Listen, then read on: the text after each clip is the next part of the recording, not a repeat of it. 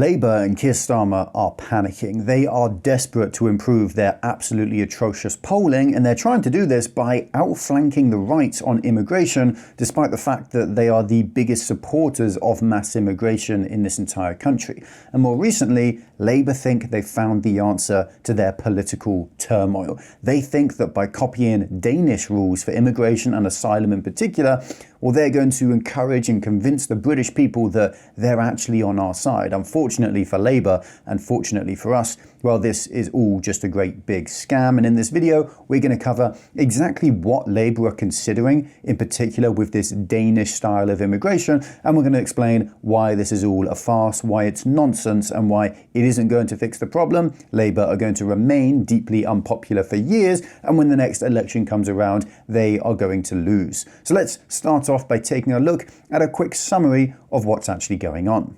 Our political correspondent, Amanda Akas, joins us now. Interesting this, Amanda, isn't it? Especially as Denmark has some pretty hardline policies. They yes, really don't. Absolutely. So sources at the Home Office have confirmed that the Home Secretary, Shabana Mahmood, relatively new in the office, of course, is actively looking at Denmark to model some of her policies, which are set to be announced in a real shake-up, we're told, of the system to manage illegal migration in the country over the next few weeks. Now, in Denmark, they have succeeded in really driving down the number of illegal migrants coming there and seeking asylum to a 40-year low. But that is through some really fairly draconian policies. They say draconian. I'll take you through their particular We'll cover why they're not actually that extreme at all. Reunification, which is one of the areas that we're told the Home Office are looking at in particular. So that is that people who are granted refugee status in the country, they're only allowed to bring over their spouse to join them if the two of them are aged 24 and over. And apparently that's draconian, when in reality, allowing anyone to bring family members when they have been granted refugee status automatically is a disaster in waiting, because you let one person be a legal asylum seeker and suddenly, well, you've got 15 family members coming over and joining them, despite the fact that they should have no legal claim to asylum. This supposedly draconian law only prevents spouses from coming over if they're under a very young age. If they're 40 or 50, or we're talking children or grandparents, well, that suddenly doesn't apply. How is this draconian? Well, it isn't, but this is the left-wing media establishment. This is Sky News talking, of course. If they haven't claimed benefits over the previous 3 years. 3 years as well, notice that. You can have claimed benefits 4 years ago, and yet you're still allowed to bring over family members. But if they've claimed it over the last year, you're not. It should be a flat no whatsoever. If they've ever claimed benefits in any Western nation in the entire world, they should not be allowed to stay. Again, this really isn't draconian. If they've got a large sum of money to put up as a financial guarantee, which is equivalent to around £18,000. £18,000 they need in their bank account. Do you know how much the government spends on the average person every single year in this country? About £15,000 a year. So that covers 1 year of government spending. And after that, if all that money is theoretically gone, let's be honest, they're not actually going to tax that amount. The refugee just has to have that amount. Well, guess what? After a year, even if they did tax it, suddenly it's coming out of your pocket, it's coming out of my pocket. But again, according to the left-wing media establishment, this is draconian. Have access to a large, independent, reasonably sized residence, not large, within a designated list of specific housing areas. That is actually a very good policy of Denmark, the anti-ghetto law.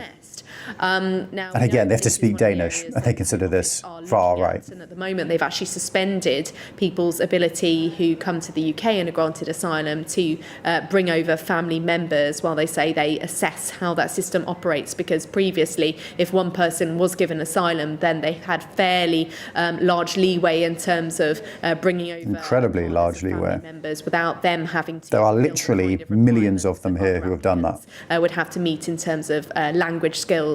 Or their financial capability. The average Afghan asylum seeker, I believe the figure is the average individual Afghan asylum seeker who is granted asylum in the UK. First of all, none of them should be granted asylum in the first place. But those who are, on average, they bring 8 to 9 family members over, all of whom become a drain on you, the taxpayer. Example.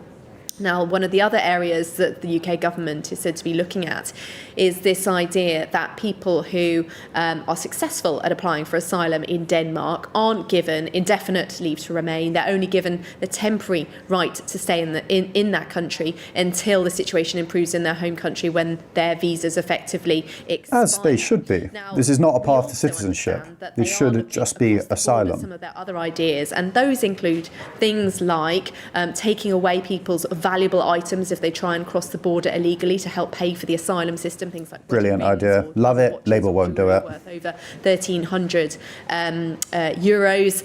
They also have quite controversial policies going into areas that they define as ghettos and removing people from a non-native Danish background to try and diversify areas. Now, we don't know if those are things that the UK government are specifically looking at. Here we are. So that's Sky News' interpretation of what's going on. I've got some notes here. A few key points that I think, mostly and fairly characterises the Danish system of asylum seeking. I also want to make it clear here, Labour are not talking about immigration policy in general. They're purely talking about asylum policy, which really isn't the major problem here. We'll get onto this later, but the vast majority of the problem with mass immigration for the UK is actually legal immigrants who should just have never been legal in the first place. The asylum seekers, we all know they're illegal immigrants, but that's a very, very small proportion of this problem. And in particular, most of them don't even come via small boats. They come on holiday, they come on a student visa, they come on a work visa, and then they overstay their visa, and then they claim their asylum afterwards. So what are the key factors of a Danish system? Well, the paradigm shift. Refugees are not future citizens. Refugee status should not be a path to citizenship. This is absolutely how it should be. It's how it mostly is in Denmark as well. You are in Denmark for a period of time to hide from somewhere else where you're not safe. And then when you are safe to return, you will be sent back. Absolutely how it should be. Family unification rules, making it harder for one refugee to bring 8 or 9 family members over from Afghanistan as an example. Again, this is perfectly logical. We aren't giving refuge to everyone from a country, right? We're giving refuge, or supposedly, to someone who desperately needs it. That doesn't automatically extend to family members. If a woman is seeking refuge because her family want to honor kill her in the great country of Afghanistan, because that's that culture, well, why would we then automatically give her the ability to bring over family members from that culture which is so destructive and we're trying to save someone from? Again, doesn't make sense. Lower benefits, incentive cutting. Again, this is a game of incentive. Everything in human history is a game of incentive. And asylum policy is a game of incentive as well. If we incentivize people to come to the UK to claim asylum because we give them free housing, we give them free driving lessons and free days out and free food and free clothing and free phones and everything, so it's in their best interest to come here. Denmark understand this, and so they cut benefits. They'd actually still give them some benefits where, let's be clear, it should be absolutely zilch, nada, zero. And yes, trying to work out these other incentives like taking away valuables from them. Again, these asylum seekers are a drain on the taxpayer. They cost you and me money every single day. If they have assets, they should be seized to pay for their own costs. Absolutely. We then have the externalizing, the offshoring. This is very, very similar to the Rwanda scheme that we saw the Conservatives implement, try to implement a couple of years ago, but never really get off the ground. And then Labour, when they came into power, they scrapped it. Denmark have a very similar process called Bill L226 that was passed in 2021, which basically just means they don't have to process someone's asylum application in Denmark. They can send them to a third party and then do it there. And all of this characterises the low recent asylum applications for Denmark, despite having a land border with Europe, whereas we have a literal, deadly ocean or a sea between us and France. It should be very, very easy for us to, reduce our asylum numbers. But with the left in control, whether it's the Conservative left or the Labour left, that just isn't how it is. Now, the ultimate problem here is that the Britain that we live in today is not the same as Denmark. And under Labour's proposed ideas and the way they want to work within the legal framework, it's just not really possible to target any kind of improvement within the asylum system. The first main reason that this just isn't going to work is the constitutional, the legal context. Denmark has an EU asylum opt-out, which means they are able to design their own system, they're able to use their own laws and enact their own policy, and they get to decide what an asylum seeker is and what an asylum seeker gets when they come into Denmark. The UK, yes, we're not in the European Union anymore, but we don't have that opt-out. We are still under the hammer of European lawyers, under the ECHR, the European Court of Human Rights, the United Nations Refugee Convention, and then our own Human Rights Act framework. We are not able to stop giving people asylum because the lawyers who actually run our country mandate that your taxpayer money goes towards those asylum seekers. Until we have a government like a reform government who comes in with the express intention of removing this lawfare, right, where lawyers run the country, that's never going to change. And let's not forget, Starmer is a lawyer and he's a human rights lawyer by trade. This is every single bone in his body speaks towards lawyers are good, lawfare is good, human rights law is the best thing in the world, and nothing else matters except what a lawyer, a solicitor, a barrister, a judge or a court thinks. Democracy doesn't matter. What matters is what the court thinks. And so we're never going to see Labour revoke the ECHR or revoke the UN Convention on Human Rights or the Refugee Convention or any of our human rights acts. They're never going to actually look to rechange the law because they support everything that these laws mandate. Then we have here scale and geography. We are a different country. Denmark is much smaller, and so they do just naturally have a much smaller issue with asylum seekers in that sense. But actually, we have a big advantage in terms of geography. We have a sea in between us and France, where we could just send the Navy out there, grab a long stick and just push them back on over to French waters. That is absolutely a possibility for us. If these men had assault rifles or weapons on them, the Navy would go out and shoot them dead right away. Because they are portraying themselves and lying about being asylum seekers and refugees, suddenly the left has captured the media and the political establishment, and they mandate that we're not allowed to use our military to defend our borders, when in reality, we actually could be. There is a slight issue in the sense that the EU hates the UK and they distinctly, deeply want to punish us for daring to use our own democratic voices and to vote to leave in the Brexit referendum. And so we do need to be clear that the EU will never help us on the asylum seeker or the immigration front. They want to flood us with asylum seekers. They see it as punishment for leaving the EU. So they are never going to work with us on this front, but we just need to be equally firm back. And that's another thing that Labour don't really understand. They want to join the EU again. They secretly do. They know it's politically untenable, so they won't say it out loud. But they would never dare go against the EU either, because deep down they are begging to be allowed back into the European Union. And finally, I think this final line here really encapsulates what's really going on here with Labour right now. The UK can imitate the laws and rhetoric, but whether the Home Office and courts can deliver Denmark-like outcomes is another question entirely. In short, they can't, they never will be able to under lawyer, because the infrastructure in our country is rooted against British people and in favour of foreigners. Now, if we actually look at what the basics of Labour's plan might be, well, they're going to take just a couple of aspects of this Danish system. They're not going to take all of the system, and then they're going to brand it as tough. They're going to say, we're putting in place the toughest laws in Europe on par with Danish laws. They're going to brand it as tough and run a big marketing spin campaign. It will take them years to actually implement any of these policies. Once they're actually implemented, they will be fought against by human rights lawyers that will probably be funded by Labour, and these laws won't actually be enforced. And of course, they would focus on the softest touches of these. It would be something like, if you're under the age of 25 and you're granted refugee status, you're not allowed to bring your wife, but you are allowed to bring your 4 kids, your 3 grandparents, your uncle and your aunt, right? That will be the extent to which these laws are watered down. They wouldn't dare, Labour wouldn't even dare going after these ghetto laws, which are desperately needed. Basically, in Denmark, if you're an asylum seeker, you can't come along with 20,000 other asylum seekers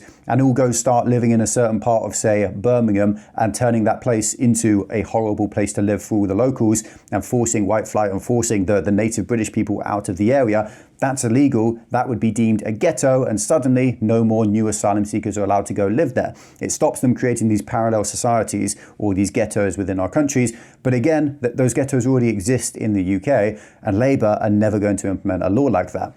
They also wouldn't dare taking on this third-party idea, right, of sending migrants, illegal immigrants off over to Rwanda or another third-party country where they can then have their asylum process, actually sorted so that they're not in our country under our taxpayer dime and committing crimes and, sexually assaulting children in the UK. But Labour, again, are never going to do that because the second they came into power, they scrapped the Tories' Rwanda plan, which, to be fair, that Rwanda plan was not working, but it wasn't working because the lawfare, the lawyers, ruled the country, and the Conservatives tacitly, secretly support that lawfare. They support lawyers controlling the country as well, which is why they were in power for 14 years, and they never reverted those changes that Blair put into power more than 20 years ago. So yes, Labour are never going to target that third country route either. And then we also have the fact that Labour itself, they are deeply split between people who are outright pro-immigrant, people who are basically tacit supporters of Zach Polanski, but they don't think that the Greens are going to win, so they still support Labour. And they actively want as many immigrants, as many asylum seekers, as many illegal immigrants in the country as possible, because they genuinely believe that diversity is a strength, no matter how much evidence you put to them that proves the opposite. So you deeply split in Labour between that half of the party who are deeply pro-immigrant, and then the other half who are slightly pro-immigrant, but more than anything else, they're just scared of electoral problems from being pro-immigrant, so they have this very, very soft anti-migrant staff like Keir Starmer, where they say they're anti-immigrant and they talk about, stopping the boats and smashing the gangs and all these other nonsense, woke talking points, but in reality, they're just not going to act upon it. Labour's deeply split between them, so they're never really going to be able to have that political cohesiveness around a single policy of reducing the boats or reducing illegal immigration.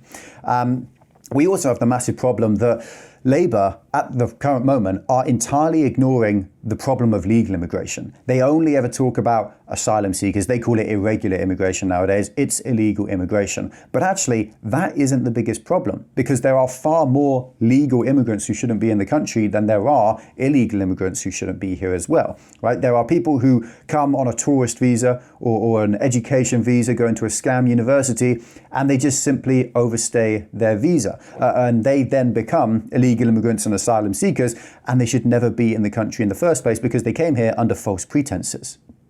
I mean, there are an estimated 1 million people in this country right now who go to these scam universities where they never go to a single class, there aren't any teachers, they don't get a degree at the end of it, but they are able to get an educational visa to stay in our country. Then they work illegally on the black market in barber shops or kebab shops or pizza shops or car washes or on Deliveroo or on Uber instead, and they make money and they take jobs away from British people who actually deserve them.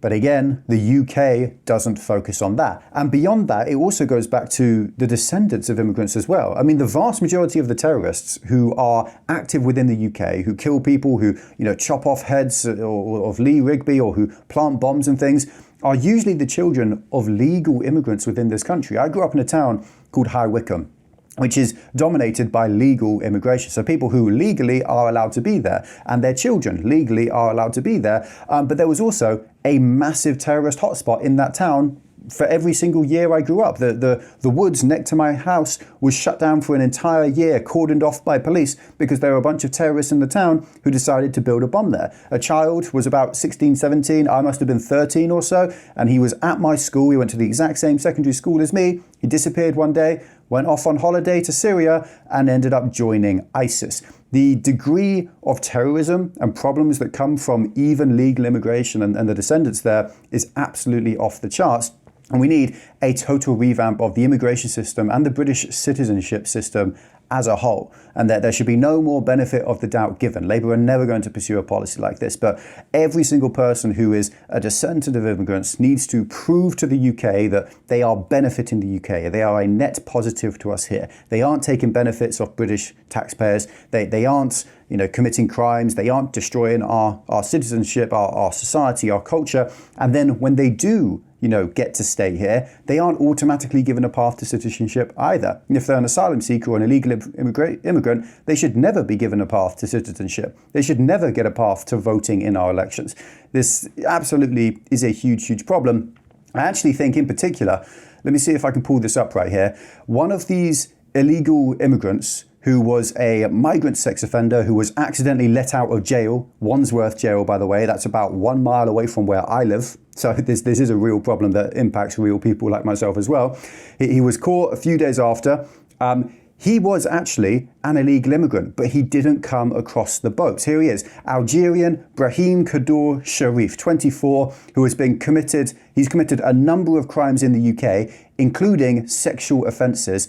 He came into the UK on a normal visa, I think 4 or 5 years ago, and just overstayed the visa. The Home Office, the British government, knew about it. They knew that he was here illegally, they knew that he had committed crimes, and yet they let him stay. Only now that he's reached, headlines all over the country, have Labour committed to actually deporting this evil man who has no right to be in our country. But let's not forget again, it isn't just Labour who's at fault here. He came, I think, in 2020 or 2019. That is when the Tories were in power. They allowed him into the country. They didn't deport him. They allowed him to commit crimes in our country. They didn't deport him. And now suddenly Labour are in power. Well, the Conservatives like to talk tough and say that they're on our side. They are not. Do not allow them to trick you, to mess with your memory of how it is, because they are genuinely an enemy of the people as well.